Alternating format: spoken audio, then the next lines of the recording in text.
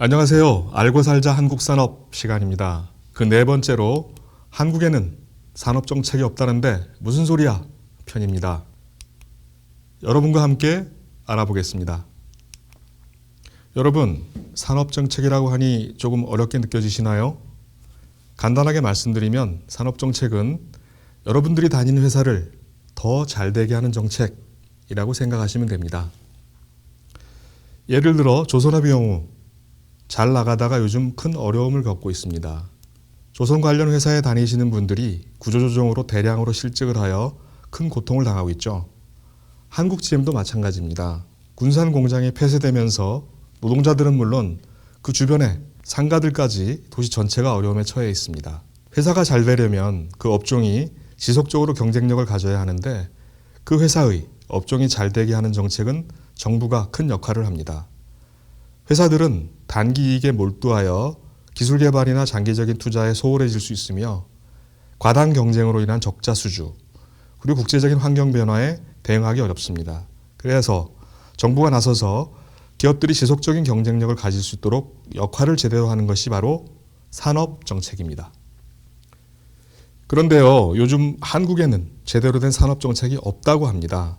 산업정책에 대해 이야기하면 7, 80년대 산업화 단계도 아닌데 정부가 산업을 주도하는 시대로 돌아가는 것이냐는 비판도 있습니다.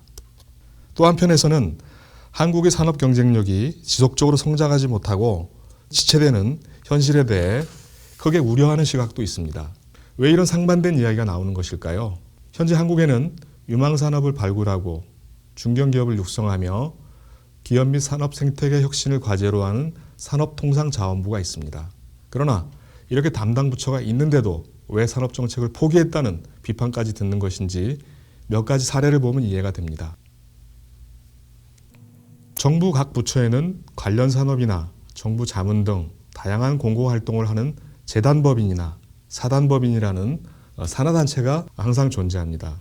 그러나 부처 간 이기주의로 유사협회가 난립한 사례가 적지 않습니다. 산업통상자원부에서 자동차 튜닝 산업협회를 발족해 관련 산업의 활성화를 시작했으나 바로 뒤를 이어서 국토교통부에서 자동차 튜닝협회를 인허가 내주면서 대항마로 삼았습니다.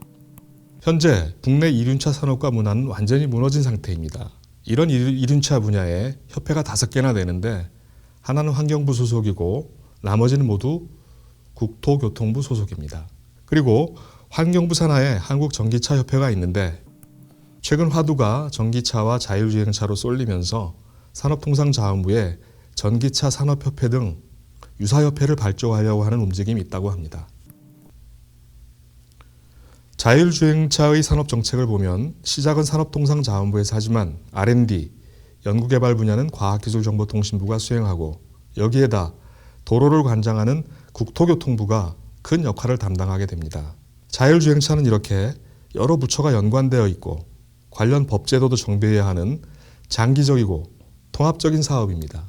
서로 협조해서 잘 되면 좋은데 여러 부처의 이기주의가 작동하면 가장 중요한 소재, 부품, 소프트웨어, 기업 육성 전략 등의 통합적 로드맵이 실종되고 비전과 기획기능 부재의 사업이 될 수 있습니다.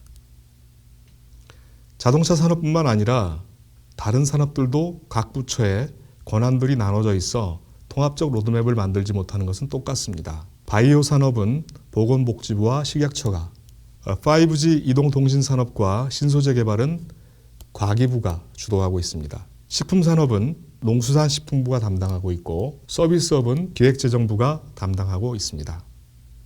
또한 산업에 대한 깊은 이해가 없는 개별 연구자 집단인 정책기획위원회와 단기 일자리 창출의 성과를 내야 하는 일자리위원회 등 수많은 위원회들도 산업 생태계의 발전에 별다른 도움이 되지 못하고 있습니다.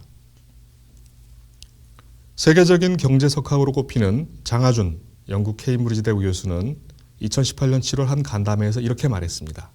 미국은 산업정책을 시행하지 않는 것처럼 알려져 있지만 실리콘밸리의 첨단 기술과 혁신 중 상당수는 국방연구원에서 나왔다. 다만 미국은 산업정책을 국방정책이라고 부른다. 중국도 국가 차원에서 신산업에 집중 투자하고 지원한다.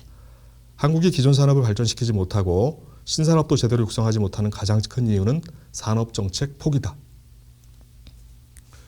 중국은 국가 주도로 막대한 예산을 퍼부어 주력 산업을 고도화하고 있으며 첨단 산업, 전후방 연계에 집중 투자하고 있습니다.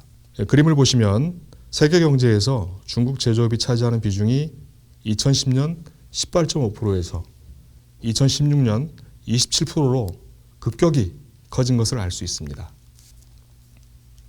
중국의 핵심 산업 정책인 중국제조 2025에 대해 더 구체적으로 알아보겠습니다. 중국제조 2025는 혁신 역량을 키워 질적인 면에서 제조 강대국이 되고자 하는 전략입니다. 특히 기존 제조업과 인터넷의 융합을 통한 제조업 경쟁력 강화가 주된 목표입니다. 세 단계로 이루어져 있는데요. 1단계는 미국, 독일, 일본 등과 같은 글로벌 제조 강국 대열에 진입하는 것이며 질적인 면에서도 고도화된 제조 강국을 만들자는 것입니다. 2단계는 글로벌 제조 강국 내 중간 수준을 확보하는 것입니다. 혁신을 통해서 경쟁 우위 산업에서 글로벌 시장을 견인할 수 있는 경쟁력을 보유하는 것이 목표입니다. 3단계는 주요 산업에서 선진적인 경쟁력을 갖춰 세계 시장을 혁신적으로 선도하는 위치로 도약하는 것을 목표로 한다는 것입니다. 이 3단계 목표 달성을 위해 9대 과제를 제시했습니다. IT 기술 및 서비스와 제조업의 결합을 통해 제조업의 질적 수준을 강화하고 품질 향상 및 에너지 효율 제고 등을 통해 중국 제조업의 기존 문제점을 해결하자는 것입니다. 9대 과제 중 하나로 10대 전략산업 육성을 제시했습니다. 정보, 로봇, 항공, 해양, 철도, 자원, 전력, 농업, 신소재, 의료산업이 선정되었습니다. 이런 다양한 분야를 통해 자체 고급 기술을 배양하고자 하는 것입니다. 종합해서 보면 중국 제조 2025는 세계 각국이 제조업 경쟁력을 강화하고 있는 가운데 다른 제조 강국들과의 기술 격차가 확대되는 것을 방지하고 중국의 제조업을 노동, 자원 집약형 전통 산업에서 기술 집약형 스마트 산업으로 도약시키려고 하는 산업 고도화 전략입니다. 중국뿐만 아니라 많은 선진국들은 통합된 로드맵을 갖는 제조업 활성화 전략을 가지고 있습니다. 독일은 인더스트리 4.0, 영국은 더 퓨처 오브 매니팩처링, 그리고 EU는 매니팩처링 2030, 그리고 미국, 싱가포르, 네덜란드, 스웨덴, 덴마크 이런 나라들도 통합 전략으로서 산업 정책을 가지고 있습니다. 한국 산업이 가지고 있는 여러 과제들을 해결하기 위해서는 제일 먼저 각 부처가 가지고 있는 산업 정책에 대한 통합적인 리더십 구축이 구조적으로, 제도적으로 선행되어야 합니다. 주요 나라들의 산업 정책 거버넌스를 살펴보면 독일은 경제 전문가 회의, 미국은 국가경제회의, 일본은 신산업 구조 부회, 중국은 정층 설계라는 개념을 중심으로 한 국무원 발전 연구 중심, 이런 조직을 두어서 장기적이고 통합적인 산업 정책을 추진하고 있습니다. 이들 조직은 모두 5년에서 최소 5년에서 최대 15년까지 지속적으로 중장기 산업 정책의 설계와 평가, 추진 방식 자문 등의 역할을 수행합니다. 한국도 이들과 유사한 국민경제자문회의라는 조직이 있지만 정권에 따라서 정책도 바뀌고 구성원이 교체되어 연속성을 가질 수 없고 책임과 권한도 다른 나라의 조직과 비교할 수 없을 정도로 약합니다. 한국의 산업정책이 제대로 설계되고 구현되려면 산업정책 거버넌스가 먼저 고도화되어야 합니다. 그래야 현재 당면한 주요 과제들을 유기적으로, 효율적으로 통합적인 생태계를 만들어가는 과정에서 해결할 수 있기 때문입니다. 이상으로 알고 살자 한국산업 4번째 시간을 마치겠습니다. 다음에는 수출이 안 되면 망하는 나라 편입니다. 좋아요와 구독, 공유 부탁드립니다. 감사합니다.